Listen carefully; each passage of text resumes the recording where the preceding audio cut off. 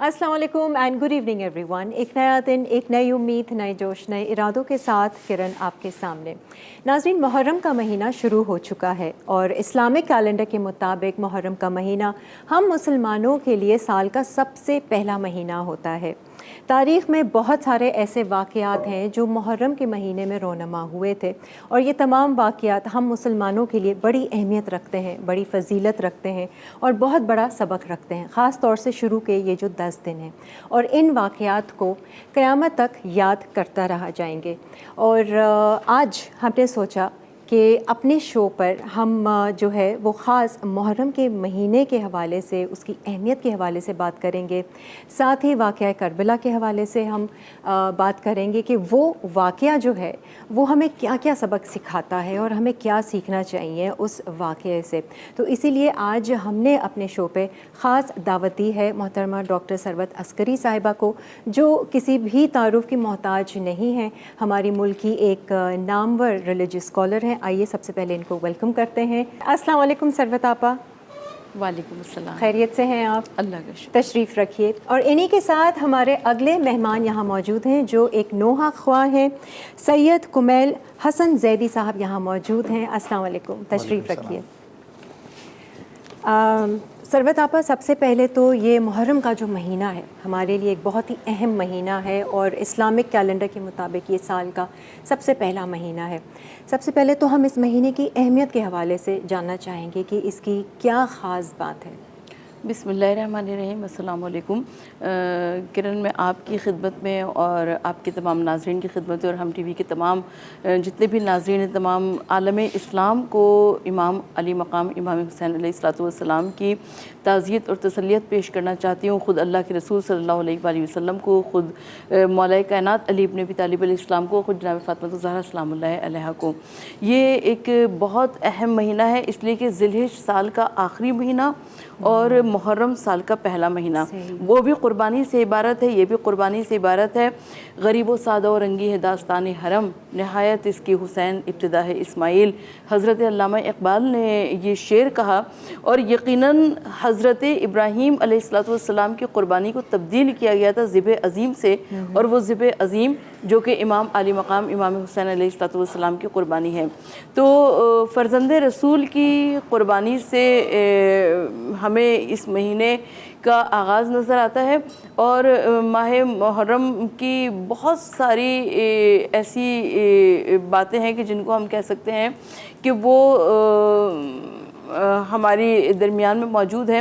लेकिन सबसे ज़्यादा अहमियत ये है कि हज़रत रसूल खुदा सल्लल्लाहु अलैहि वसल्लम के प्यारे नवासे इमाम हुसैन अलैहिस्सलातु वस्सलाम को शहीद किया गया मक़तल करबला में, और रोज़े आशूरा सन 61 हिजरी इमाम हुसैन अलैहिस्सलातु वस्सलाम के लिए का यौम शहादत है। लिहाजा हम सबसे ज़्यादा उसकी बात करते हैं। और जब हम इमाम अली मकाम इमाम हुसैन अलैहिस्सलातु वस्सलाम की शहादत की बात करते हैं या उस फ़लसफ़े शहादत की बात करते हैं तो सबसे पहली बात तो ये है कि इमाम अली मकाम इमाम हुसैन अलैहिस्सलातु वस्सलाम किस घराने से ताल्लुक़ रखते हैं।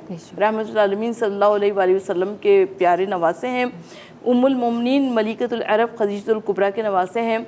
हज़रत अबू तालिब जो कि सक़ाए हरम है, मुतवल्ली काबा हैं, मुहाफ़िज़े ज़मज़म हैं और कबीला बनी कुरैश के सरदार हैं। हज़रत अबू तालिब के पोते हैं। हज़रत फ़ातिमा बिन्त असद जिनके लिए दीवार काबा में नया दरवाज़ा बना, उनके लिए उनके पोते हैं। जनाब फ़ातिमा ज़हरा सलामुल्लाह अलैहा के फ़र्जंद हैं। और मौला कायनात हज़रत अली जिनकी पूरी ज़िंदगी बक़ाए इस्लाम, इशाअत इस्लाम और इस्लाम की मुहाफ़ज़त में गुज़री, उनके फ़र्जंद हैं। तो इस अज़ीम वसी बैकग्राउंड को अगर आप मद्देनज़र रखें तो आपको करबला का वाक़या बहुत आसानी से समझ में आ जाएगा। इसलिए कि इमाम अली मकाम इमाम हुसैन अलैहिस्सलातु वस्सलाम ने करबला के मक़तल में अज़ीम क़ुरबानी अता फ़रमाई। ऐसी अज़ीम क़ुरबानी दी कि आज 1400 साल गुजरने के बाद भी हर जगह उसका तज़किरा है। और किरण, दुनिया में बड़े बड़े सानहात, बड़े बड़े वाक़यात ऐसे गुजरे हैं कि जो 2-4 दिन के बाद पुराने हो जाते हैं, कोना हो जाते हैं, हाँ, ठंडे पड़ जाते हैं। लोगों के वालिदैन मर जाते हैं, मगर 2-4 दिन के बाद इंसान शिद्दत गम की कम होने लगती है। कभी بوڑھے والدین کے سامنے جوان اولاد مر جاتی ہے، مگر جیسے ہی 28 رجب آتی ہے لگتا ہے امام علی مقام آج ہی مدینے سے نکلے ہیں، جیسے ہی 8 ذی الحجہ آتی ہے لگتا ہے کہ آج ہی امام حسین علیہ السلام نے حج کے احرام کو عمرے سے تبدیل کر کے خانہ کعبہ سے رخصت کیے، ہر سال دوسری محرم کو یہ لگتا ہے کہ آج ہی حسین علیہ السلام وارد کربلا ہوئے ہیں، ہر سال 7ویں محرم کو یہ لگتا ہے کہ آج ہی خیام حسینی سے العطش کی صدائیں بلند ہوئی تھی، ہر سال 9 محرم کو یہ لگتا ہے کہ آج ہی ایک رات کی مہلت عبادت کے طور پر مانگی تھی، اور ہر سال 10 محرم کو یہ لگتا ہے کہ آج ہی میدان کارزار گرم ہوا تھا اور آج ہی میدان شہادت سج گیا تھا۔ واہ، یہ تو ہے، یہ بات آپ نے بالکل درست کی کہ جیسے کوئی قریبی رشتہ دار جیسے مرتا ہے تو یہ اللہ تعالیٰ کی طرف سے ہوتا ہے کہ تھوڑا سا ٹائم گزرتا ہے، تھوڑا صبر آ جاتا ہے، لیکن وہی والی بات ہے ہر سال جب یہ وقت اور یہ تاریخیں آتی ہیں تو وہی درد، وہی سب کچھ جو ہے وہ اندر سے ایسے اجاگر ہوتا ہے۔ خدا نے اس ذکر کو تابندگی دی ہے، واقعی اس ذکر کو یہ تو پائندگی دی ہے۔ پروردگار عالم کا وعدہ ہے وَأَذْكُرُ فِي أَذْكُرِكُمْ، تم میرا ذکر کرو میں تمہارا تذکرہ کروں گا۔ تو امام علی مقام نے سورہ کہف کی تلاوت کی ہے نیزہ طویل پر سر بلند ہو کر، اور آپ نے خدا کے دین کو بچا لیا، کلمہ لا الہ کو بچا لیا، قرآن کو بچا لیا، شریعت کو بچا لیا، پروردگار عالم نے حسین کے نام کو بھی بچا لیا، حسین کے کام بھی بچا لیا۔ بے شک بے شک۔ ہم نے ایک بریک کی طرف جانا ہے، لیکن بریک میں جانے سے پہلے میں بھائی آپ سے ریکویسٹ کروں گی کہ آپ کوئی نوحہ ہمیں سنائیں اور پھر اسی کے ساتھ ہی ہم بریک کی طرف بڑھتے ہیں۔ جی جی دیکھیں جیسے ابھی سروت آپا ذکر کر رہی ہیں، دیکھیں امام حسین نے بے حساب مصائب جو ہے نا وہ دیکھے تھے، ان میں سے جو سب سے سخت مصائب امام حسین پہ گزرے وہ جب وہ اپنے جوان بیٹے جناب علی اکبر کو میدان کربلا سے خیموں کی طرف لا رہے تھے، تو بس وہی منظر کشی کے 2-3 شعر میں آپ لوگوں کے سامنے نظر کرتا ہوں۔ ام لیلا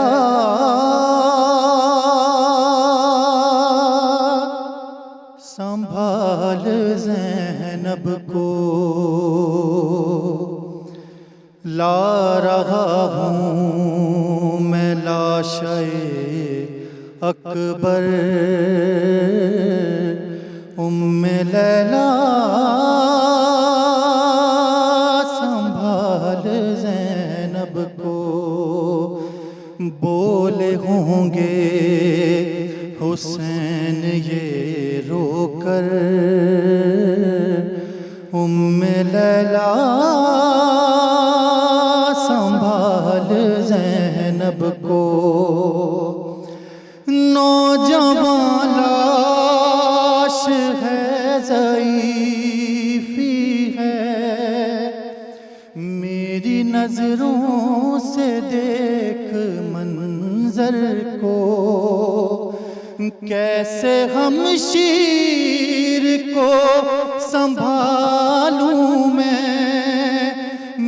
سنبھالے ہوئے ہوں اکبر کو، تیرا احسان ہوگا یہ مجھ پر،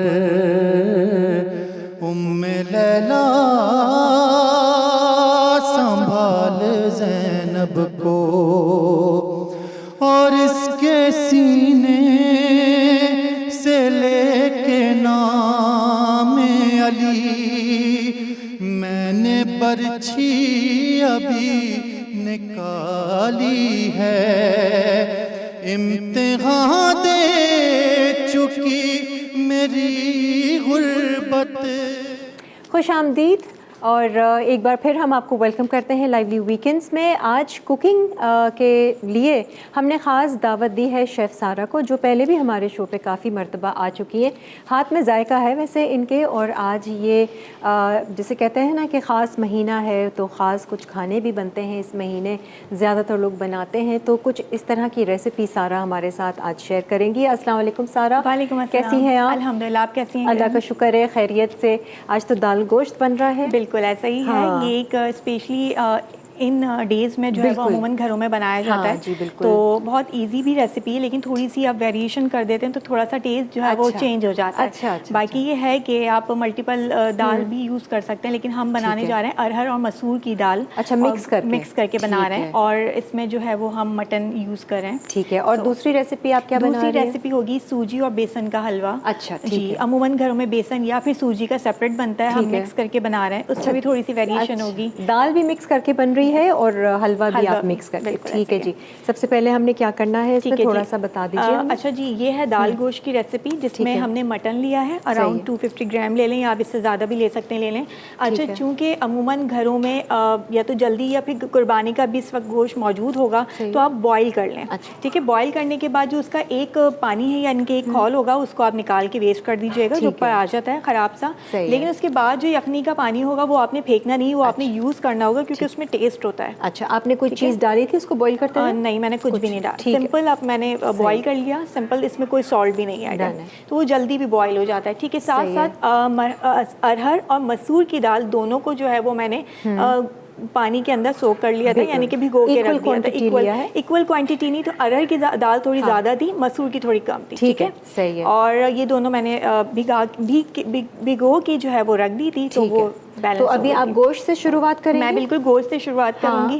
اس کے ساتھ ساتھ میں بتاتی بھی جاؤں گی آپ کو. ہاں بالکل، اگر آپ نے پیاز ویاز براؤن کرنی ہے اور پھر گوشت ڈالنا ہے جیسے ہم گوشت کو بھنائی کرتے ہیں بالکل ایسا ہی ہے. اچھا، اس کے اندر چونکہ ہمارے یہاں عموماً جو گوشت بنایا جاتا ہے اس میں سب سے پہلے جو ہے وہ ہم پیاز لے لیتے ہیں اور پھر گوشت ایڈ کر دیتے ہیں. صحیح ہے، ایک کام کرو اس میں بنا لیں کہ کھلا ہے نا تو پھر یہ آسانی سے کیمرے میں بھی آ جائے. یہ لے لیجیے آپ. صحیح ہے، ٹھیک ہے. ہم پیاز کو براؤن کر کے وہی ادرک لہسن اور گوشت ڈالیں گے. ٹھیک ہے، اس میں ہم ڈالیں گے کڑی پتہ اور رائی. اچھا، یہ رائی کے ساتھ جو ہے وہ ہم گوشت کو بھونیں گے اور تمام اسپائسز جو بھی مینشن ہے وہ ہم ایڈ کر دیں گے. ٹھیک ہے، ٹھیک ہے. ساتھ ساتھ سب سے پہلے ہم نے لیا آئل. ہاں، میں نے کہا ایک بار آپ یہاں پر اس کا سٹارٹ لے لیں گی نا تو یہ پکتا رہے گا، کیونکہ ہم جب بات چیت میں لگیں گے تو پھر ہم تھوڑا سا مصروف ہو جائیں گے. اچھا، آئل عموماً زیادہ رکھتے ہیں کیونکہ ایک جو رونق ہوتی ہے تھوڑی سی وہ آتی ہے، لیکن اس میں ہم نہیں رکھیں گے کیونکہ ریزن یہ کہ جو گوشت ہم نے لیا ہے وہ تھوڑا سا چربی والا ہے، چکنائی والا، تو اس کے اندر بھی بیلنس ہو جائے گا. ٹھیک ہے، صحیح ہے.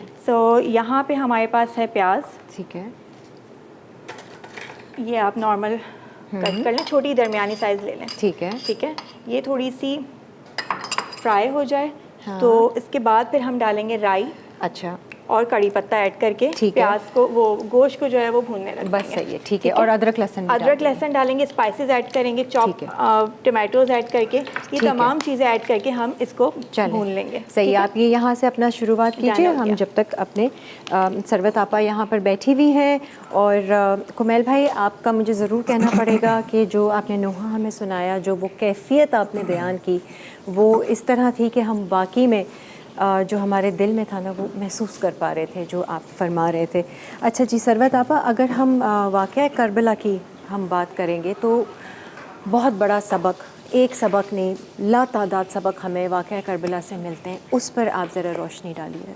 اچھا، سب سے پہلے میں واقعی کربلا کے جس سبق پہ روشنی ڈالنا چاہتی ہوں وہ یہ کہ رشتوں کا احترام ہے. کربلا کے واقعے میں تمام تر رشتے موجود ہیں، یعنی بھائی بھائی کا بھی رشتہ موجود ہے، باپ بیٹے کا بھی رشتہ موجود ہے، ماں بیٹی کا بھی رشتہ موجود ہے، دیورانی جیٹھانی کا بھی رشتہ موجود ہے، نند بھاوت کا بھی رشتہ موجود ہے، بلکہ انتہا یہ ہو گئی کہ سوکروں تک کا رشتہ موجود ہے. مگر اس کے باوجود ادب اور احترام کی منزل پر وہ ہمیں کامل اور اکمل نظر آتے ہیں. بلکہ حضرت عباسیہ علمدار کو حضرت عباس کس نے بنایا؟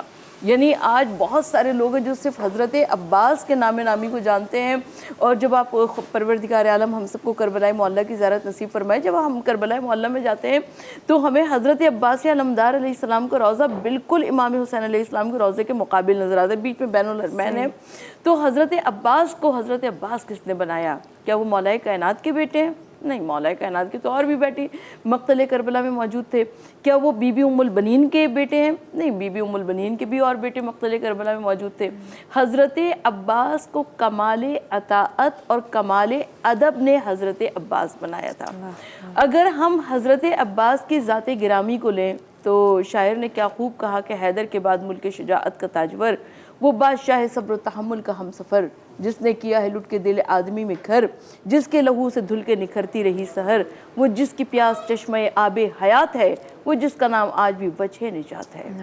عباس اوج حق بھی غرور انام بھی، یعنی کلیم طور وفا بھی کلام بھی، حسن فروغ صبر نصیر امام بھی، بھائی بھی تھا شریک سفر اور غلام بھی، عباس بندگی میں وہ آقا نواز تھا، شبیر فخر کرتے تھے زینب کو ناز تھا۔ یعنی حضرت ام البنین نے حضرت عباس کو کچھ ایسے پالا تھا کہ آپ خود ماں تھیں، مگر اس کے باوجود اپنے آپ کو ماں نہیں کہا، تا زندگی اپنے آپ کو کنیز کہتی رہیں۔ حضرت عباس امام حسین علیہ السلام کے بھائی تھے، مگر تا زندگی اپنے آپ کو بھائی نہیں کہا، امام حسین علیہ السلام کو آقا کہا اور خود اپنے آپ کو غلام کہا۔ یہ ایک اتنی بڑی مثال ہے تاریخ انسانیت میں جس کی نظیر تاریخ عالم پیش کرنے سے قاصر ہے۔ تو یہ رشتوں کا ایک ہمیں سبق ملتا ہے واقعہ کربلا سے۔ اب اگر ہم قربانی کی بات کرتے ہیں، جیسے کہ حضرت امام حسین رضی اللہ تعالیٰ عنہ کے قربانی کے حوالے سے جو کچھ بھی انہوں نے اپنی زندگی میں کیا، اور ہمارے لیے مسلمانوں کے لیے، تمام انسانیت کے لیے بلکہ کہیں گے کہ ایک مثال بنے، اس حوالے سے کچھ فرمائیے اور ہمیں روشنی ڈالیے اس پہ۔ دیکھیں، امام علی مقام امام حسین علیہ السلام کے لیے بہت آسان تھا کہ وہ مدینہ منورہ میں بیٹھے رہتے، اور مدینہ منورہ میں کون ایسا تھا جو کہ امام علی مقام کی شخصیت سے واقف نہیں تھا، اس لیے کہ سب رسول خدا صلی اللہ علیہ وآلہ وسلم کے چاہنے والے تھے، اور رحمت العالمین کے نواسے ہونے کی حیثیت سے وہ وہاں پہ نماز روزہ کرتے، آرام سے اپنی زندگی گزارتے۔ اور یزید کی حکومت تو بہت دور تھی، شام میں تھی، دمشق میں تھی، یزید وہاں پر حکومت کرتا رہتا، لیکن امام علی مقام نے حکومت وقت کے خلاف خروج کیا۔ یہ ایک بہت بڑی بات ہے، یہ ایک بہت بڑی بات ہے، اس لیے کہ امام علی مقام جب بھی سودا ہو، جب بھی آپ کی زندہ ضمیر کا قائم رہو حسین کے انکار کی طرح، یعنی جب بھی یزیدیت کی اور حسینیت کی بات آئے گی، جب بھی باطل قوتوں کے خلاف بات آئے گی، جب بھی مظلومیت کے لیے کوئی اٹھ کر کھڑا ہوگا تو وہ حسینیت کا نام لے گا۔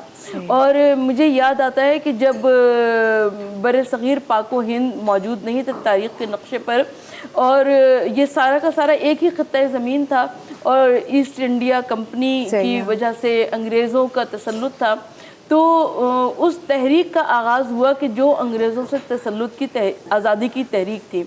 تو مہاتما گاندھی نے جب اس تحریک کا آغاز کیا تو 72 سولجرز اپنے ساتھ لیے، تو کسی نے اعتراض کیا، کہا کہ اتنی بڑی تاج برطانیہ کا سورج کبھی غروب نہیں ہوتا، کہا کہ اتنی بڑی انگریز کی امپائر سے لڑنے کے لیے صرف 72 سولجرز لیے۔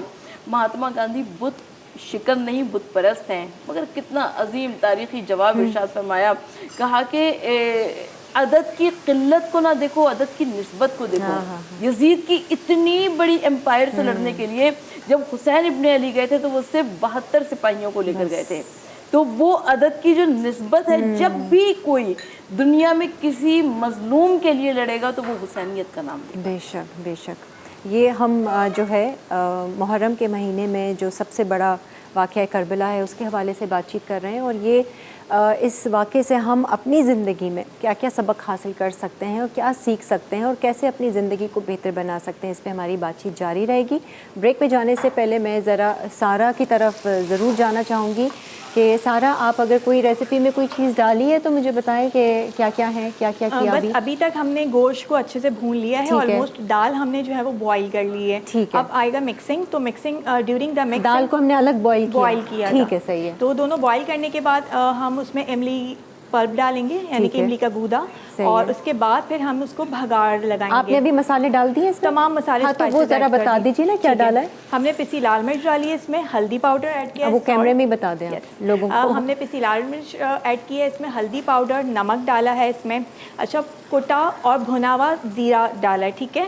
گرم مسالہ وہ اینڈ میں جب ہمارا پورا گوشت جو اچھے سے بھن جائے گا، اور ساتھ ساتھ جب دال ہم اس میں ایڈ کر دیں گے تو پسا ہوا گرم مسالہ، بٹ میک شیور کہ وہ جو گرم مسالہ وہ گھر میں اگر آپ بھون کے اسے پیسیں وہ اچھا خوشبو دیتا ہے، ٹھیک ہے۔ اس کے ساتھ ساتھ جو ہے وہ ہم نے ایڈ کر دیا تھا سالٹ۔ اچھا لوکی کو جو ہے وہ بھی ایڈ کی جائے گی، لوکی اس کے اندر کرن، کیونکہ یہ ایک ہیلدی بھی ہے اور اس کے اندر جاتی تو اور ٹیسٹ دیتی ہے، تو وہ آپ پیل آف کر لیں، یعنی کہ چھلکا اتار دیجئے، اور ڈیورنگ دا بھنائی آپ اس کے اندر ایڈ کر سکتے ہیں، ٹھیک ہے۔ تو یہ بھی ساتھ ساتھ گل جائے گی۔ صحیح ہے، تو آپ ابھی نہیں ایڈ کریں، تھوڑا سا ویٹ کر کے بھنائی کر کے پھر ڈالیں گے، ٹھیک ہے جی۔ ہم ایک بریک کی طرف بڑھتے ہیں اور پھر واپس آتے ہیں، آپ لوگ ہمارے ساتھ ہی رہیے۔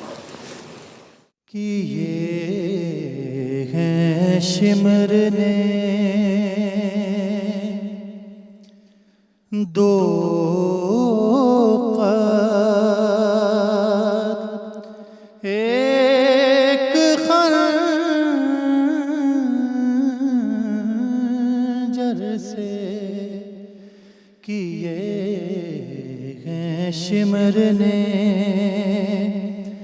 دو قد ایک خنجر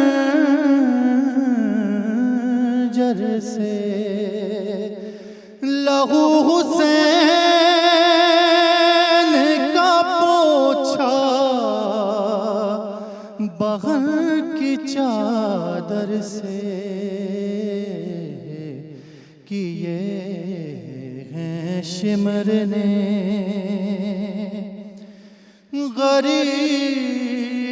غریب زغرا وہیں روتے روتے مر جاتا غریب زغرا وہیں روتے روتے مر جاتا بغن اٹھا کے نہ لاتی جو لاش اکبر سے کیے ہیں شمر نے کسی نے بالوں سے پکڑا کوئی اٹھا کے چلا کسی نے بالوں سے پکڑا کوئی اٹھا کے چلا سر حسین کو مارا کسی نے پتھر سے کیے ہیں شمر نے اور اسے اٹھایا ہے بابا کی لاش سے ایسے اسے اٹھایا ہے بابا کی لاش سے ایسے کہ پھر سکینہ نہیں سوئی شمر کے ڈر سے کیے ہیں شمر نے اور لبے حسین پہ وہ ہنس ہنس کے مارتا تھا چھڑی لبے حسین پہ وہ ہنس ہنس کے مارتا تھا چھڑی یزید کھیل رہا تھا حسین کے سر سے یزید کھیل رہا تھا حسین کے سر سے کمیل بھائی بہت بہت شکریہ آپ نے جو شہدائے کربلا کو جس انداز میں اور جس کیفیت میں خراج عقیدت کا نذرانہ پیش کیا ہے وہ لاجواب. بہت شکریہ آپ کا، جزاک اللہ. اچھا جی ثروت آپا، اب آپ سے میرا اگلا سوال یہ ہے کہ شہدائے کربلا کے حوالے سے جو ہم بات کر رہے ہیں ان کی قربانی کے حوالے سے، تو شہدائے کربلا کی قربانی اور آج کا دور قرآن کی روشنی میں یہ ہمیں کیا ایک وہ سبق دیتا ہے، آپ کیا بیان فرمائیں گی؟ دیکھیں سب سے پہلے ہم کو شہید کے مرتبے اور مقام کو جاننا ہوگا. اس لیے کہ جس طرح سے زندگی کی اقسام ہوا کرتی ہیں ویسے ہی موت کی بھی اقسام ہوا کرتی ہیں، اور جب موت کی اقسام ہوا کرتی ہے تو کوئی مرتا ہے ایمان کی موت، کوئی مرتا ہے کفر کی موت، کوئی مرتا ہے نفاق کی موت، کوئی مرتا ہے شہادت کی موت. اور وہ جو شاعر نے کہا کہ شہادت مطلوب مقصود مومن نہ مال غنیمت نہ کشور کشائی، تو یقیناً یہ وہی شہادت کی موت ہے جس کے لیے حضرت قاسم فرماتے ہیں کہ چچا جان میں موت کو شہد سے زیادہ شیریں پاتا ہوں. یہ وہی شہادت کی موت ہے جس کے لیے دربار یزید میں امام سید سجاد فرماتے ہیں کہ تو ہمیں قتل ہونے سے کیا ڈراتا ہے، قتل ہونا ہماری عادت ہے اور شہادت ہماری کرامت ہے. یہ وہی شہادت کی موت ہے جس کے لیے قرآن مجید کی گواہی ہے کہ تم کو گمان نہیں ہے، وہ زندہ ہیں، وہ اللہ کی بارگاہ سے اپنا رزق حاصل کرتے ہیں. تو شہادت کی موت میں اس میں بھی جو شہدائے کربلا ہیں، ہم سید الشہداء امام حسین علیہ السلام کو کہتے ہیں، اور ان کے ساتھ جو افراد شہید ہوئے یقیناً ان کا مرتبہ اور مقام بہت عظیم ہے۔ ہم معصومین کی تعلیم کردہ ایک زیارت پڑھتے ہیں جس میں ایک جملہ ہے کہ طبتم تابت الارض التی فیہا دفنتم، یعنی اے کربلا کے شہیدوں تم پاک ہو گئے، تم پاکیزہ ہو گئے، اور تمہاری وجہ سے وہ زمین پاک ہو گئی جہاں پہ تمہیں دفن کیا گیا۔ تو میں نے ایک روایت پڑھی کہ جب یوم رجعت ہوگا، یعنی قیامت کے بعد تمام اہل زمین کو، لوگوں کو بلایا جائے گا، قبور سے اٹھایا جائے گا، تو اس میں کربلائے معلی وہ سرزمین ہوگی کہ جن کو حساب اور کتاب کے لیے نہیں بلایا جائے گا، بلکہ کربلائے معلی کی پورا خطہ زمین کو اٹھا کر جنت المعلی میں پہنچا دیا جائے گا۔ تو شہادت بہت عظیم منزلت ہے، اور جب شہدائے کربلا اور دور حاضر کی جب بات ہوگی تو ہم کو سب سے پہلے اپنے گھروں کو محفوظ رکھنے کی ضرورت ہے، کہ ہمیں کربلا یہ پیغام دیتی ہے، اس لیے کہ کربلا میں امام علی مقام امام حسین علیہ السلام کا جو گھر ہے اس کی بڑی اہمیت ہے، اور امام علی مقام نے دین خدا کے واسطے اپنی تمام تحفوں کو راہ الہی میں پیش کیا، اور امام علی مقام امام حسین علیہ السلام نے میں یہاں پر کیا عرض کروں، اس لیے کہ جناب سکینہ کا تذکرہ ہم بار بار سنتے ہیں، 4 برس کی بچی جناب سکینہ، اور امام علی مقام نے نماز شب کی دعاؤں میں جناب سکینہ کو مانگا تھا اور کہا تھا کہ پروردگار عالم ایک ایسی بیٹی عطا کر دے جو مجھ سے بڑی محبت کرتی ہو، جس سے میں بڑی محبت کرتا ہوں، اور جب کربلا میں وقت امتحان آ جائے تو میں اس بچی کو بھی خدا حافظ کہہ دوں۔ آج ہم میں سے کتنے ایسے لوگ ہیں کہ جو اپنی آسائشات کو، اپنے تعیشات کو خدا حافظ کہہ سکیں؟ کسی محبت کرنے والے کو بڑی بات ہے چھوڑنا۔ تو کربلا میں سب سے پہلی بات تو یہ کہ امام علی مقام امام حسین علیہ السلام نے دین الہی کی خاطر، شاہ است حسین بادشاہ است حسین، دین است حسین دی پناہ است حسین، سرداد نہ داد دست در دست یزید، حقہ کی بنا لا الہ است حسین، یعنی لا الہ کی بنا کے واسطے امام علی مقام نے اپنا سر بھی کٹا دیا، اپنا گھر بھی لٹا دیا، اور امام علی مقام کو معلوم تھا کہ ان کی شہادت کے بعد کون کون سی منزلیں طے ہوں گی، مگر اس کے باوجود آپ اپنے گھر کی خواتین کو لے کر آئے، آپ اپنے گھر کے بچوں کو لے کر آئے۔ جب 28 رجب کو امام حسین علیہ السلام مدینے سے رخصت ہو رہے تھے تو بڑے بڑے افراد اکابرین مدینہ آئے اور کہا کہ فرزند رسول اگر آپ جاتے ہو تو جائیے، لیکن ان عورتوں اور بچوں کو نہ لے کے جائیے، اس لیے کہ عرب کی دھوپ ہے، گرمی کی شدت ہے، اور بچے اور عورتیں اس عرب کی گرمی کو برداشت نہیں کر سکیں گی۔ مگر امام علی مقام جانتے تھے کہ یہ عورتیں اور بچے، ویسے بھی خواتین اور بچے کسی بھی تحریک یا مشن میں ہراول دستے کا کام سر انجام دیا کرتی ہیں، مگر امام علی مقام جانتے تھے کہ کربلا کے میدان میں ان کے تمام تر کاموں کو پردے میں چھپا دیا جائے گا، لیکن یہ بچے اور یہ عورتیں وہ ہیں جو کہ کربلا سے کوفہ اور کوفے سے شام ہر مقام پر جناب زینب کبریٰ اعلان کرتی گئیں، ہر مقام پر بتاتی گئیں، یہاں تک کہ دربار یزید میں جب جناب زینب کبریٰ اور امام سید سجاد نے خطبے ارشاد فرمائے تب لوگوں کو معلوم ہوا، بازار شام میں جناب زینب کبریٰ نے عظیم خطبہ ارشاد فرمائے، تب تک عام لوگوں کو پتہ ہی نہیں تھا کہ یہ رسول کا گھرانہ ہے، یہ رسول کا خاندان ہے۔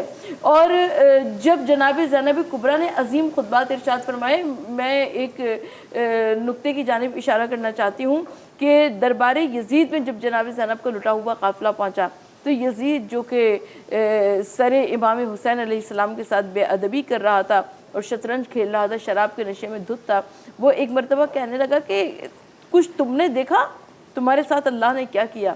جناب زینب فرماتی ہیں کہ میں نے کربلا میں سوائے حسن و جمال الہی کی کچھ نہیں دیکھا۔ میں آپ سے یہ سوال کرنا چاہتی ہوں کہ کیا عباس کے بازو کٹ جانے حسن و جمال الہی تھا؟ کیا حضرت علی اکبر کے کلیجے پہ برچی کا پھل لگنا حسن و جمال تھا؟ کیا اون و محمد کے لاشے خیمے میں آنا حسن و جمال تھا؟ کیا قاسم کا لاشا پامال ہو جانا حسن و جمال تھا؟ کیا امام علی مقام کے گلے پر شمر کا خنجر چلنا حسن و جمال تھا؟ لیکن جناب زینب کبریٰ یہ بتا رہی ہیں کہ جب سامنے الہی مقصد ہو تو الہی مقصد کے لیے لا الہ الا اللہ کی بقا کے واسطے آپ جتنی بھی قربانیاں دیتے ہیں پروردگار عالم اس کے اندر حسن اور جمال پیدا کر دیتا ہے. اس میں کوئی شک نہیں. خواتین کے حوالے سے بھی ہم بات کریں گے اس پہ ضرور کہ اس وقت خیموں میں جو خواتین تھیں وہ کس طریقے سے اپنے شوہروں کا، بھائیوں کا، بیٹوں کا جو ہے وہ ہمت بڑھاتی تھیں، ان کو حوصلہ دیتی تھیں. اس حوالے سے بھی ہم ذرا بات کریں گے. لیکن سارہ، ہم بریک پہ جا رہے ہیں، ذرا بتا دیں آپ کیا کر رہی ہیں. میں آپ کی طرف آتی ہوں ذرا. اوکے جی، یہ ہمارا جو دال گوشت تھا آلموسٹ ڈن ہو چکا ہے. اب اس میں صرف بہت زبردست لگ رہا ہے. اور خوشبو کیسی آ رہی ہے؟ کوئی ایسی چیز آپ نے ڈالی ہو جو ہمیں نہیں بتائی ہو وہ بتا بالکل دیں. سب چیزیں میں نے بتا دی تھی. پلپ اینڈ میں ایڈ کیا تھا ہم نے. املی کا پلپ ہمیشہ لاسٹ میں ایڈ کیا کیجیے کیونکہ پھر وہ چیز گلتی نہیں. اگر گوشت ہے تو وہ نہیں گلے گا یا دال ہے تو وہ نہیں گلے گی. ٹھیک ہے. اب اس کے اندر صرف ایک بھگاڑ لگے گا، تڑکا لگے گا، جس کے اندر آپ گھی یا آئل لے سکتے ہیں. یہ ثابت لال مرچ آپ ایڈ کریں گے، کڑی پتہ ایڈ کریں گے اور لہسن چاپ کیا ہوا ایڈ کریں گے. آپ اس کے اوپر سے بھگاڑ لگا دیں گے. ٹھیک ہے، یہ ریڈی ہو چکا ہے. یہیں پر جی یہ، اور اس کے ساتھ ساتھ یہاں پہ جو ہم بنانے جا رہے ہیں سوجی اور بیسن کا حلوہ. ٹھیک ہے. بریک میں ہم جو ہے وہ آپ نے چینی لیا، 1 کپ لے لیں یا 1/2 کپ جو کوانٹٹی آپ کو مینشن ہے اس میں. اسی کے کوانٹٹی لیول کے مطابق جو ہے وہ آپ پانی ایڈ کر لیں اور اسے پکا لیں، چاشنی بنا لیں. ٹھیک ہے، بہت زیادہ تھک نہیں کرنی. تو یہ باقی بیسن اور سوجی ہے، اس کو اچھے سے. بیسن کتنا لیا آپ نے؟ 2.5 کپ ہے. اور سوجی 1/2 کپ ہے. اچھا ٹھیک ہے. سوجی کم ہے اور جی بیسن کی کوانٹٹی زیادہ ہے. اچھا، اسے سمر کر لینا ہے وداؤٹ اینی گھی اور آئل.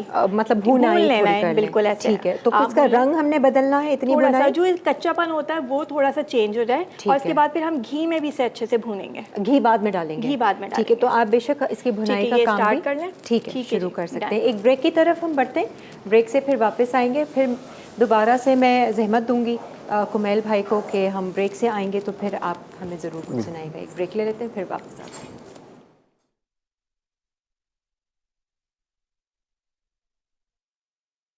دال گوشت اجزاء: گوشت 250 گرام، پیاز سلائس 1 عدد بڑی، کٹے ٹماٹر 2 عدد، پسی لال مرچ 1 چائے کا چمچہ، ہلدی 1/4 چائے کا چمچہ، پسا دھنیا 1 چائے کا چمچہ، بھنا کوٹا زیرہ 1 چائے کا چمچہ، نمک حسب ذائقہ، ثابت رائی دانہ 1/4 چائے کا چمچہ، کڑی پتے 6 سے 7 عدد، املی کا پلپ 2 کھانے کے چمچے، لوکی 250 گرام، لال مسور دال 125 گرام، ارہر دال 125 گرام، تیل آدھا گرام. بھگار کے اجزاء: تیل 3 کھانے کے چمچے، درمیانی پیاز سلائس 1 عدد، لہسن سلائس 1 کھانے کا چمچہ، گول لال مرچ 4 سے 5 عدد، ثابت زیرہ آدھا چائے کا چمچہ. آ جائیں جی. خوش آمدید. سارہ یہاں پر جو ہے وہ بھنائی کر رہی ہیں حلوے کی اور وہاں پر ہم نے جو ہے وہ ہانڈی میں دال گوشت نکال لیا. اس کی شکل بہت اچھی آ رہی ہے. ایک دفعہ مجھے پھر سے بتانا سارہ، جو آپ نے بھگاڑ لگایا تھا اس میں کیا کیا چیزیں ڈالی؟ کڑی پتہ ایڈ کیا تھا، پیاز ایڈ کی تھی. اچھا، لہسن کی جگہ آپ چاپ کر لیں وہ ایڈ کر دیں اور گول لال مرچ ایڈ کر دی. اچھا صحیح. ٹھیک ہے، بالکل. جب بھگاڑ ریڈی ہو جائے تو ہلکا سا اوپر سے آپ نے کیا کرنا ہے، جو بھنا ہوا زیرہ تھا ہمارے پاس وہ ہلکا سا پنچ آف وہ ایڈ کر دینا ہے اور بھگاڑ دے دینا ہے. ٹھیک ہے جی، زبردست. اور یہاں پر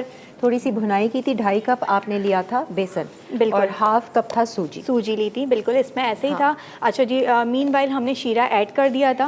شیرہ بنا لیا تھا. ٹھیک ہے. شیرہ بنانے سے پہلے جو اس کا گیم چینجر ہے ریسیپی کا وہ ہے کریم. بلائی ایڈ کرنی ہے. ٹھیک ہے. ٹھیک ہے. یہ بلائی آپ نے گھی لیا، آپ نے پہلے وہ بھنائی کی اور پھر وہ جو گھی تھا وہ ڈالا. گھی کے ساتھ بھی آپ تھوڑی سی بھنائی کر رہی ہیں، ایسا ہی چھٹ جائے گا. اور پھر جب ایسا لگے کہ آپ کو یہ پین سے جو ہے وہ حلوہ چھوٹنے لگا ہے تو اٹ مینس کہ اب یہ ریڈی ہو چکا ہے. اب آپ نے کیا کرنا ہے کہ آپ نے بلائی 2 ٹیبل اسپون ایڈ کر دینی ہے. زیادہ کریمی چاہیے تو آپ 2 to 3 ٹیبل اسپون ایڈ کر دیں. کو اتنا میٹر نہیں کرتا، لیکن اچھا کریمی سا یہ ٹیکسچر ہو جائے گا. ٹھیک ہے جی، صحیح ہے. اور اس کو مزید ہم بھونیں گے، تھوڑا سا بھونیں گے. پھر اس میں شیرہ ایڈ کریں گے. اگر آپ چاہتے ہیں کہ اس کے اندر کلر ایڈ کرنا، فوڈ کلر، تو وہ آپ ایڈ کر دیں. لیکن یلو کلر، اورنج، کیا کلر آپ ڈیپینڈ کرتا ہے کہ اگر کھانا چاہتے ہیں ایڈ کرنا چاہتے ہیں. لیکن میں ایڈ نہیں کر رہی. جتنا ہم بچ سکتے ہیں ان چیزوں سے تو اچھا ہے. جی بالکل. تو اور شیرہ بھی اگر آپ نے ایڈ کرنا ہے تو بالکل شیرہ بھی ایڈ کرنا فائنل ہے. بس بالکل ایسا ہی ہے. اور پھر نٹس ایڈ کر دیں گے ساتھ ساتھ ہم. اچھا، بہت زیادہ تھک نہیں ہونا چاہیے شیرہ، کیونکہ پھر یہ وہ حلوہ جم جائے گا. اچھا ٹھیک ہے. تھوڑا سا اور بالکل ایسے. اچھا، رچ فلیور تھوڑا سا دینا چاہتے ہیں تو آپ اس کے اندر کنڈینس ملک بھی ایڈ کر سکتے ہیں. ٹھیک ہے. ساتھ ساتھ الائچی پاؤڈر بھی ایڈ کرنا تھا، وہ میں نے ایڈ کر دیا تھا. تھوڑا اگر الائچی پاؤڈر نہیں ایڈ کرنا چاہتے تو آپ سنیمن پاؤڈر بھی ایڈ کر سکتے ہیں. یہ بہت چینج دے گا آپ کے ٹیسٹ کو، تو یہ بھی آپ ایڈ کر سکتے ہیں. ٹھیک ہے، صحیح ہے. تو یہ میں ایڈ کر رہی ہوں تھوڑا سا. یہ بھی اب آلموسٹ ڈن ہے. بالکل ڈن ہے یہ. ٹھیک ہے، صحیح ہے جی. ٹھیک ہے. یہ ایڈ ہو گیا، اور اس کے ساتھ ساتھ جو ہے وہ ہم کنڈینس ملک بھی کر رہی ہو آپ ایڈ؟ نہیں، وہ میں نے پھر نہیں کیا، اگر کرنا چاہتے ہیں تو آپ کر لیں، کیونکہ میں نے آلریڈی اس کے اندر شیرہ ایڈ کر دیا اچھی کوانٹٹی میں. ٹھیک ہے جی.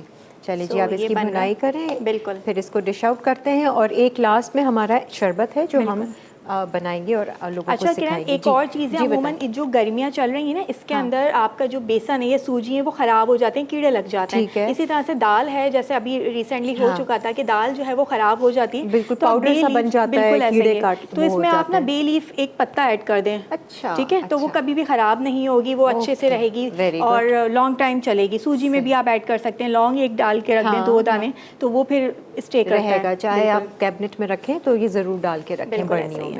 ٹھیک ہے جی.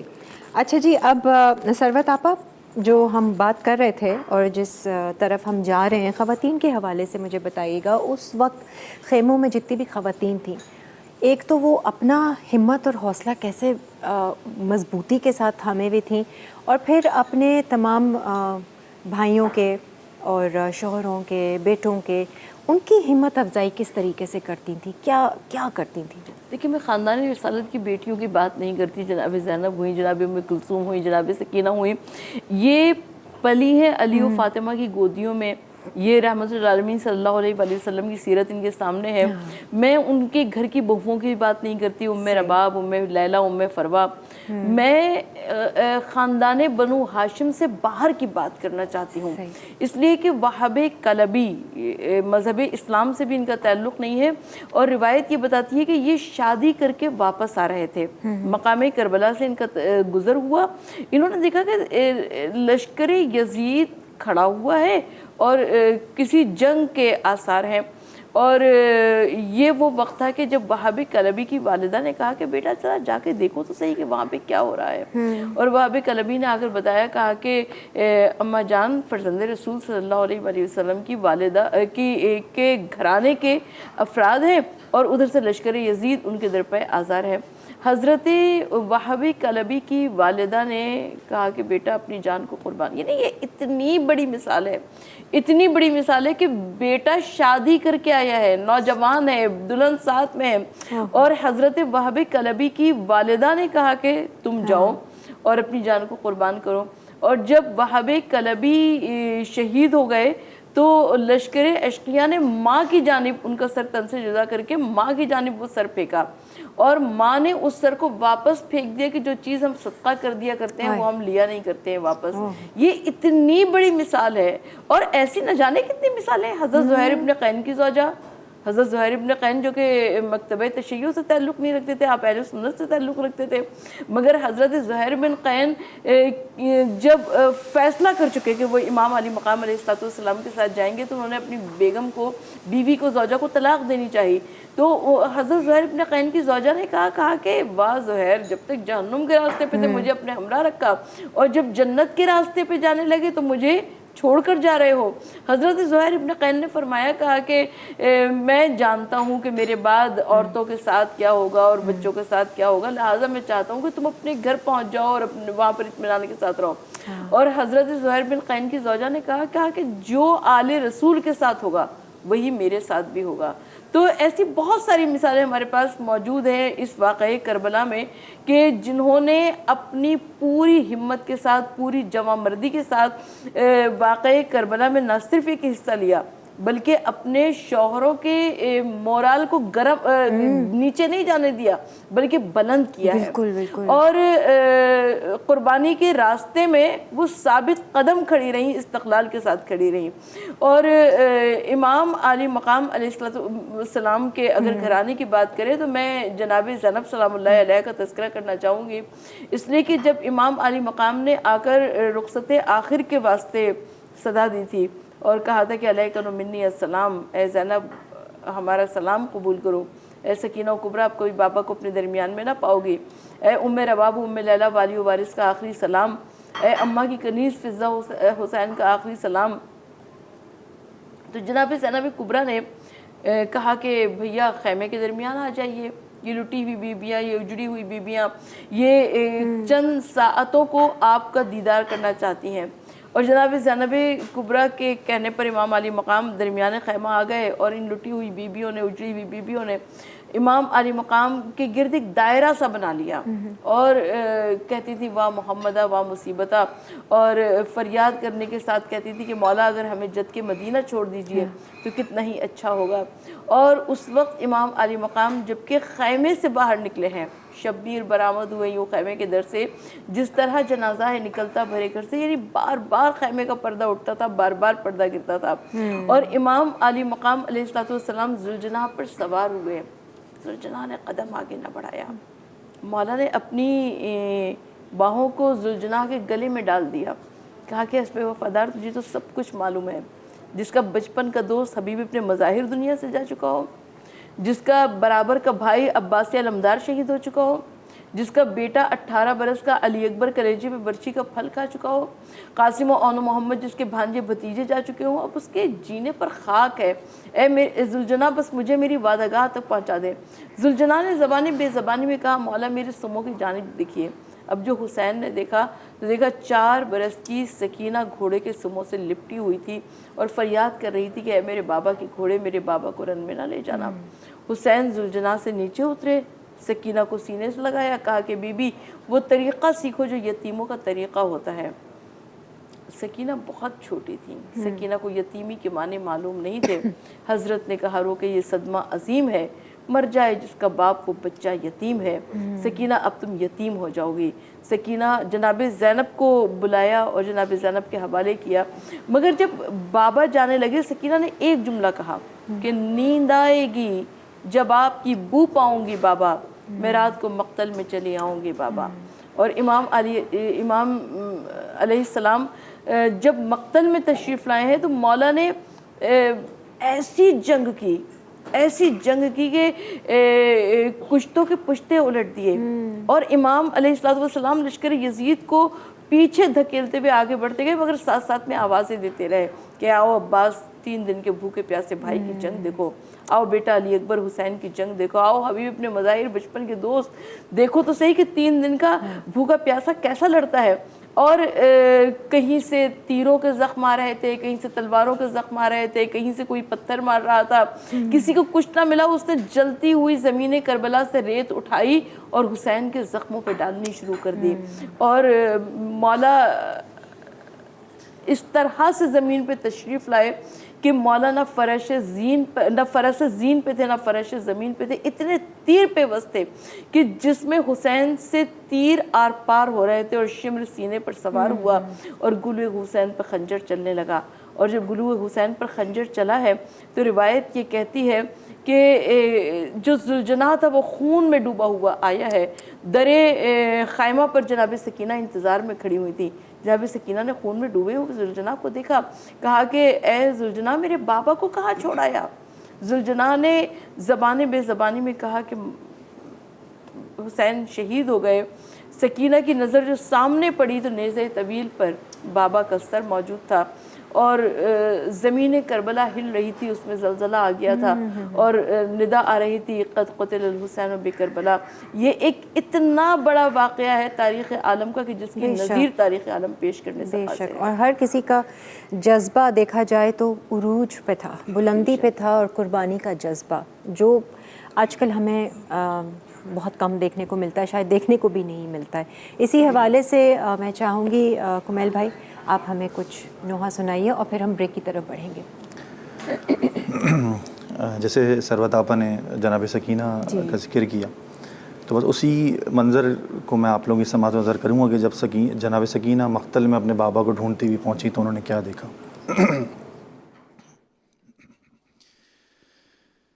دیکھا جب باپ کا لاشا تو سکینہ روئی، دیکھا جب باپ کا لاشا تو سکینہ روئی،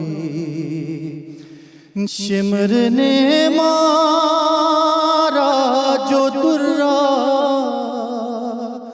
شمر نے مارا جو درا تو سکینہ دیکھا جب باپ کا لاشا تو سکینہ روئی، چاہتی تھی کہ وہ لے آئے اسے خیمے میں، چاہتی تھی کہ وہ لے آئے اسے خیمے میں، باپ کا لاشا نہ اٹھا، باپ۔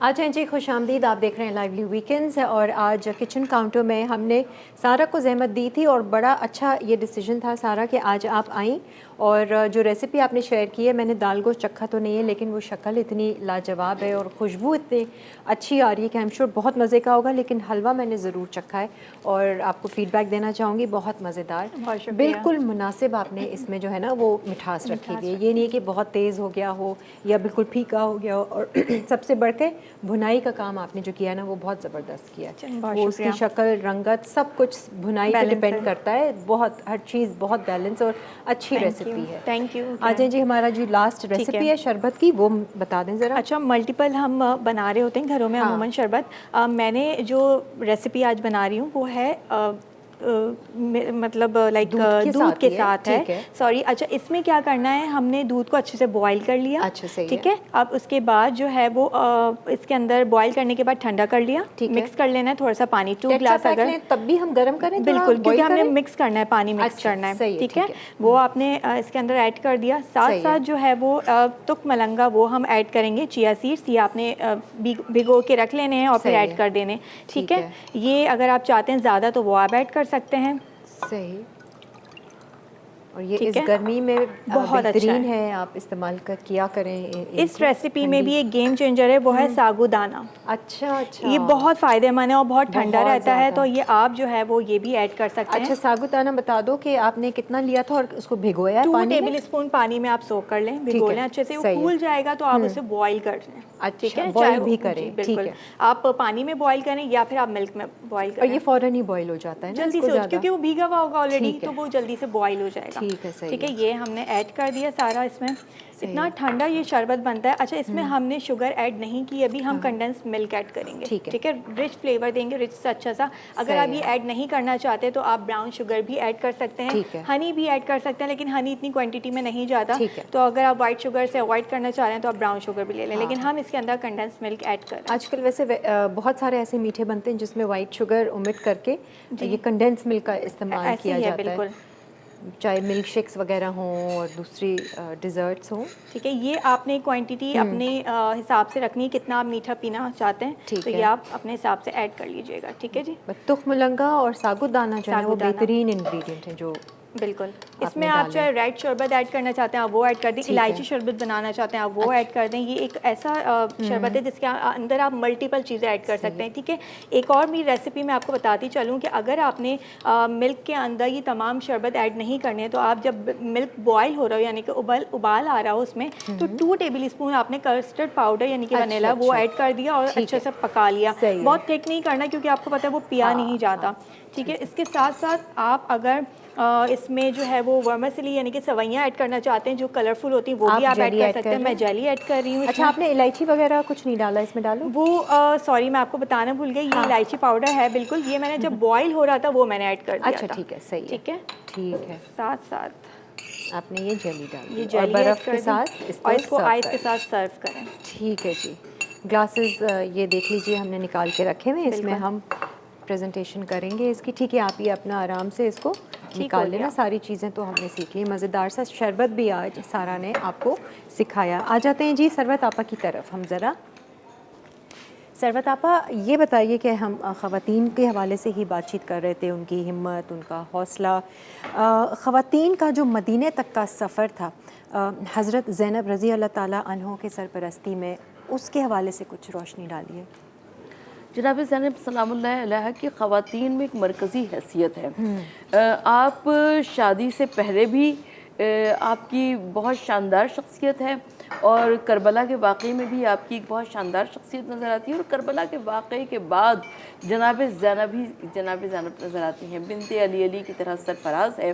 زینب خدا کی شان، محمد کا ناز ہے، زینب نبی کے دین کی عمر دراز ہے، زینب رضا و صبر کی جائے نماز ہے، زینب فروع دین ہے، زینب اصول ہے، گلزار اہل بیت کی خوشبو ہے، پھول ہے، ہر ایک قدم پہ صورت مثل رسول ہے، صبر و رضا کی راہ میں مثل بطول ہے، زینب کہیں حسین کہیں پر حسن بنی، کہنے کو ایک تن تھا مگر پنجتن بنی۔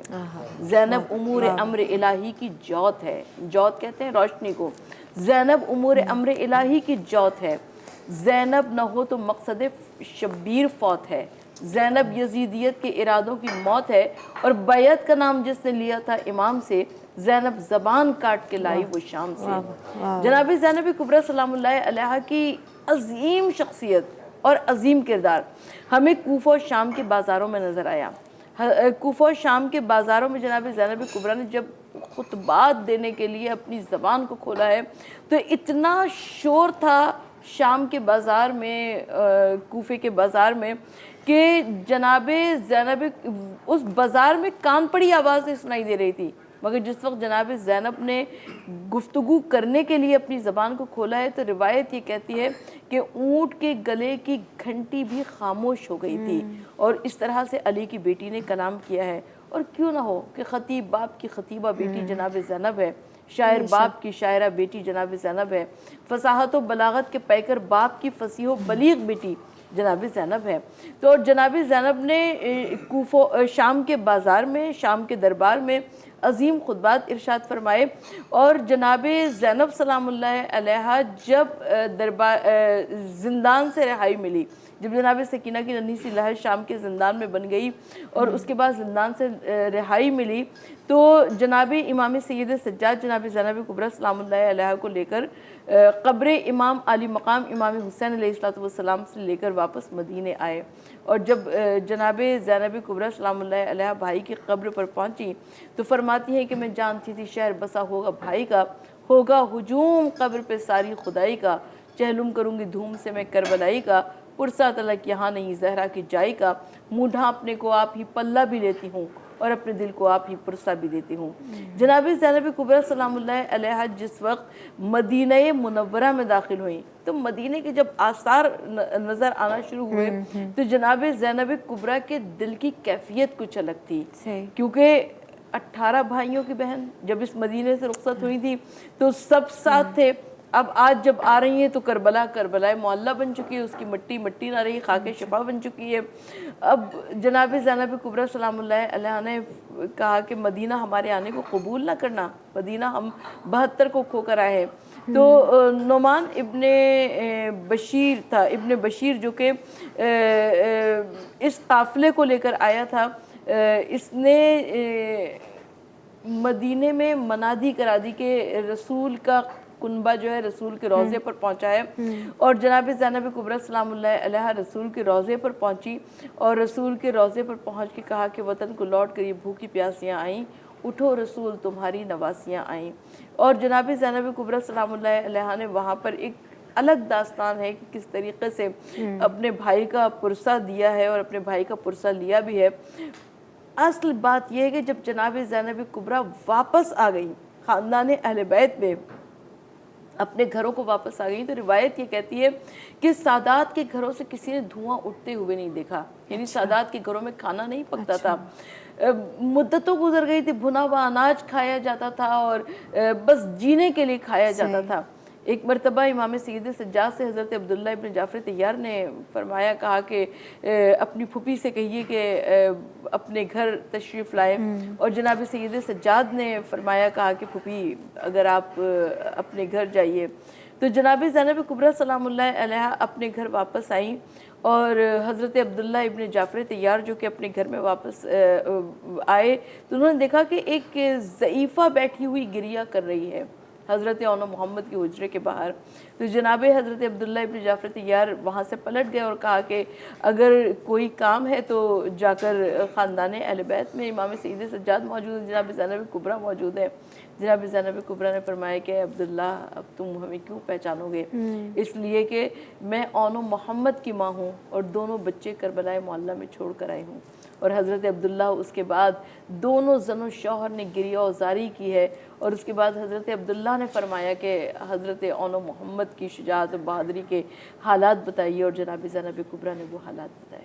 بہت بہت شکریہ آپا, جس طریقے سے آپ نے یہ واقعہ پورا بیان کیا ہے, ایسے جیسے منظر وہ سامنے آنکھوں کے آ رہا ہے اور آپ امیجن کر رہے ہیں.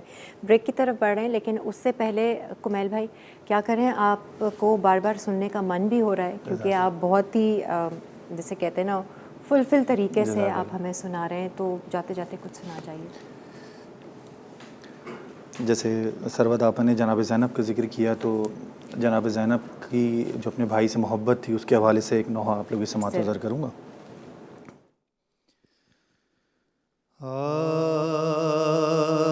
آج بھی زینب کی آتی ہے صدا بھائی حسین, آج بھی زینب کی آتی ہے صدا بھائی حسین, تیرا چہرہ تیری آنکھیں بھول کب پائی حسین, اور چلتے ناقے سے گرایا خود کو جلتی ریت پر, چلتے ناقے سے گرایا خود کو جلتی ریت پر, گٹھنیوں کے بل میں تیری لاش تک آئی. آج سارا کی ساری ریسیپیز ماشاءاللہ سے بہت ہی عمدہ تھیں. سارا, یہ جو شربت آپ نے بنایا اس کا ایک شارٹ ریکیپ ہم دے دیتے ہیں, اور ایک چیز ہم بھول بھی گئے تھے, زعفران آپ نے ڈالنا تھا. تو آپ نے سب سے پہلے جو دودھ کو ابالا تھا تھوڑا پانی ڈال کے, ٹھیک ہے, بالکل ایسی, اور پھر ہم نے سب سے پہلے ملک لیا, چاہے آپ ٹیٹرا پیک لے لیں یا پھر کھلا دودھ جو آپ لیتے ہیں وہ اچھے سے ابال لیں, اسے اس میں پانی ایڈ کرنا ہوگا کیونکہ بہت زیادہ تھک ہو جاتا ہے پکنے کے بعد. ٹھیک ہے. اچھا, زعفران آپ نے تھوڑا سا سوک کر کے رکھ لینا ہے گرم پانی میں, بہت زیادہ نہیں ڈالنا کیونکہ وہ گرم ہوتا ہے, اس کی تاثیر گرم ہوتی ہے, لیکن چونکہ ہمیں تھوڑا سا الگ فلیور دینا ہے اور اس کی خوشبو بھی بہت اچھی ہوتی ہے, تو وہ آپ نے بالکل ایک پیٹل ہوتی ہے بالکل باریک سی, وہ آپ نے 1 یا 2 لے لینی ہے. ٹھیک ہے جی, وہ آپ نے سوک کر کے رکھ لیا. دودھ جب بوائل ہو رہا ہے تو آپ نے وہ ایڈ کر کے اچھے سے اس کو پکا لیا. اور الائچی بھی آپ نے الائچی بھی اسی وقت ہی آپ ایڈ کر دیں تاکہ اس کی خوشبو اچھی آ جائے. اچھا, اگر آپ زعفران ڈالنا ہے تو آپ اگر چاہتے ہیں تو الائچی اسکپ کر سکتے ہیں. ٹھیک ہے. اور اگر دونوں کا فلیور لینا ہے تو آپ دونوں ایڈ کر سکتے ہیں, لیکن پنچ الائچی پاؤڈر ایڈ کرنا ہے. ٹھیک ہے جی. اس کے ساتھ ساتھ پھر ہم نے جب ساگو دانے کو بوائل کیا تھا تو وہ اسی وجہ سے کیا تھا کیونکہ زعفران کی جو تاثیر ہے وہ تھوڑی گرم ہوتی ہے, عموماً اسے سردیوں میں استعمال کیا جاتا ہے, تو ہم نے اس لیے ساگو دانہ ایڈ کر دیا تاکہ وہ ٹھنڈی تاثیر کا ہے. بالکل. اور اسی کے ساتھ ساتھ ہم نے چیا سیڈز یعنی کہ تک ملنگا بھی ایڈ کر دیا تھا تاکہ وہ اچھا ٹھنڈا, کیونکہ اس ویدر میں یہی عموماً صحیح رکھتا ہے. ساتھ ساتھ ہم نے آئس ایڈ کر دی تھی, اچھے سے ملک بوائل ہو گیا تھا وہ ہم نے ایڈ کر دیا. شوگر ہم نے نہیں ایڈ کی, اس کے آلٹرنیٹ ہم نے کنڈنس ملک ایڈ کر دیا تھا. ٹھیک ہے. یہ ڈیپینڈ کرتا ہے آپ کے ٹیسٹ بڈ پہ, جتنا آپ میٹھا لینا چاہتے ہیں اتنا آپ ایڈ کر دیجیے گا. جیلی ایڈ کی تھی, ڈرائی فروٹس اوپر سے ایڈ کر دیے تھے. سو یہ سمپل سا ہمارا مزیدار سا یہ شربت تیار ہے. آپ چاہیں تو اس میں لال رنگ ڈالنا چاہیں تو آپ ڈال سکتے ہیں, لال شربت ڈالنا چاہیں تو, لیکن وہ پھر زعفران ایڈ نہ کریں. اچھا, وہ پھر بالکل فلیور بالکل الگ ہو جائے گا. ٹھیک ہے, ٹھیک ہے, صحیح ہے. یہ ساری چھوٹی چھوٹی چیزیں ہوتی ہیں جو تھوڑی سی آپ کے چیز میں اور کھانے میں فلیور بھی ایڈ کرتی ہیں, لیکن کمبینیشن دیکھنا ضروری ہے. بالکل ایسا ہی ہے. تو بہت بہت شکریہ سارا آپ کا, آج آپ آئیں شو پہ اور بہت ہی زبردست سی ریسیپیز. امید کرتے ہیں کہ ہمارے دیکھنے والے جو ہیں یہ ریسیپیز ضرور ٹرائی کریں گے. Thank you so Most much. welcome. इंशाल्लाह आगे भी हम आपको ज़रूर ज़हमत इंशाल्लाह। देंगे शो पर आके और आप मज़ीद रेसिपी सिखाइए। Done. आ जाएं जी सरवत आपा की तरफ। सरवत आपा, आज जो हमने बात की है वाक़या करबला के हवाले से, बहुत सारी चीज़ें हैं जो हमें सीखने को मिलती हैं, देखने को मिलती हैं, हमारे लिए एक इंस्पिरेशन है। और सिर्फ इंस्पिरेशन नहीं, हमने इनको अपनी ज़िंदगी में भी लेकर आना है। तो ओवरऑल अगर हम सम अप करें तो कौन सी एक ऐसी बहुत ज़्यादा अहम चीज़ जिसको हमें अपने पल्लू से बांध के रख लेना चाहिए, वो क्या होगा? सौदा हो जब भी आपकी ज़िंदा ज़मीर का, कायम रहो हुसैन के इनकार की तरह। यानी जब भी कभी भी मज़लूमियत की बात होगी तो वाक़ई करबला हमेशा रोल मॉडल बनकर आएगा। और इमाम अली मकाम, कितना आसान था कि इमाम हुसैन अलैहिस्सलाम मदीने में रहते और यजीद वहाँ पर अपनी हुकूमत करता रहता, अपना फिस्क व फजूर करता रहता। ना इमाम हुसैन अलैहिस्सलाम को सर कटाना पड़ता, ना घर लुटाना पड़ता, ना आपकी बहनें कूफा और शाम के बाज़ारों और दरबारों में फिराई जाती। मगर इमाम अली मकाम ने एक हुर्रियत, आज़ादी हमें नज़र आती है इमाम हुसैन अलैहिस्सलाम के किरदार में कि जब भी कभी भी बातिल क़ुव्वतों के ख़िलाफ़ बात होगी, जब भी मज़लूमियत के लिए बात होगी तो इमाम अली मकाम का नाम लिया जाएगा। और वो इस्तारा ऐसा मजबूत नज़र आता है कि आज 1400 बरस गुजरने के बाद भी जब भी कोई हक़ परस्ती की बात करता है तो वो इमाम हुसैन अलैहिस्सलाम का नाम लिया करता है। जब भी कोई जुल्म के लिए बात किया करता है तो वो यजीद का इशारा दिया करता है, यजीद का इस्तारा दिया करता है। तो ये इतनी बड़ी मिसाल है हमारे पास कि जिसकी नज़ीर तारीख़ आलम पेश करने से क़ासिर है। बेशक। एक ब्रेक की तरफ बढ़ते हैं, ब्रेक से फिर वापस आएंगे तो फिर एक बार फिर कुमैल भाई हम आपको ज़हमत देंगे और फिर इख्तितामी उस पर आपसे ज़रूर हम नोहा सुनेंगे। एक ब्रेक ले लेते हैं और फिर वापस आते हैं। अच्छा जी, खुश आमदीद। आज हमने अपने शो पे ख़ास जो बात की है वो मुहर्रम की अहमियत के हवाले से तो की ही थी, लेकिन जो वाक़या करबला है, जो सानिया करबला है, उसके हवाले से भी जानते सब लोग हैं। लेकिन होता यह है कि हम बात करते हैं बट उससे वो सबक हासिल नहीं करते जो शायद हमें हमारी ज़िंदगी में सबसे ज़्यादा ज़रूरत है, जिस चीज़ की जो हमारी ज़िंदगी को भी बेहतर बना सकती है। वो जज्बात की ज़रूरत है, वो हौसले और वो हिम्मत की ज़रूरत है जो हमें उस वाक़े में देखने में मिलता है उन तमाम लोगों के अंदर। तो आपा, आज के दिन के हवाले से भी और ये पूरा महीना जो है आज आप हमारे शो पर आई हैं, आपका बहुत बहुत शुक्रिया अदा हम करना चाहेंगे। एंड कुमैल भाई, आपका भी बहुत बहुत शुक्रिया। और अब क्योंकि वक्त बिल्कुल इख्तिताम पर पहुंच रहा है तो अब आपसे हम इजाज़त लेना चाहेंगे। और आप क्या हमें नोहा सुना रहे हैं इस वक्त? किसी ख़ास मंज़र को आप वो कर रहे हैं? जी बिल्कुल। देखिए, जैसे सरवत आपा ने बताया इमाम हुसैन करबला में शहीद हुए जी। उसके बाद जनाब आबिद बीमार जो इमाम हुसैन के बेटे थे, उन्होंने वो जुल्म बर्दाश्त किए, उन्होंने वो मसाइब देखे जो कि मैं नहीं समझता कि एक आम इंसान जो है ना वो बर्दाश्त कर सकता, क्योंकि बहुत मुश्किल है अपनी फुप्पियों को देखना, अपनी माँ बहनों को इस तरह देखना जो उनके साथ जुल्म हुए, वो कोई आम आदमी बर्दाश्त नहीं कर सकता। तो बस उसी मंज़र को मैं आप लोगों की समातों की नज़र करूँगा। अफसोस नबीज़ादियों का शाम में जाना,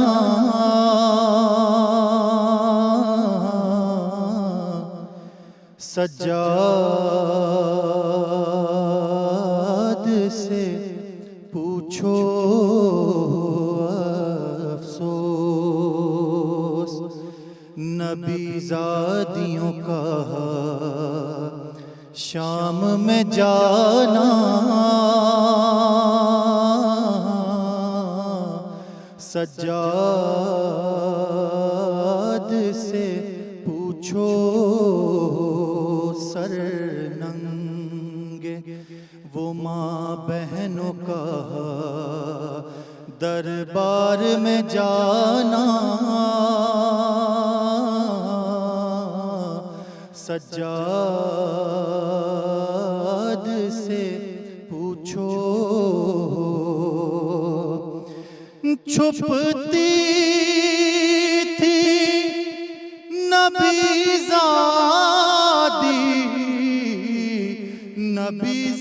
नबीज़ादी के पीछे किस शर्म हया से چھپتی تھی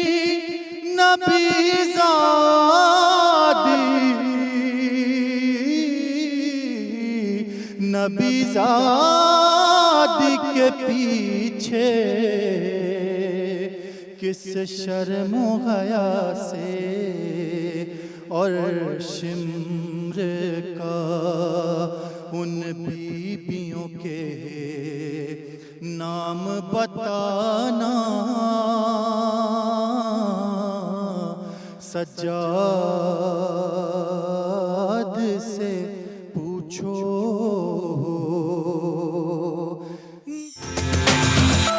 Add some masala to your life.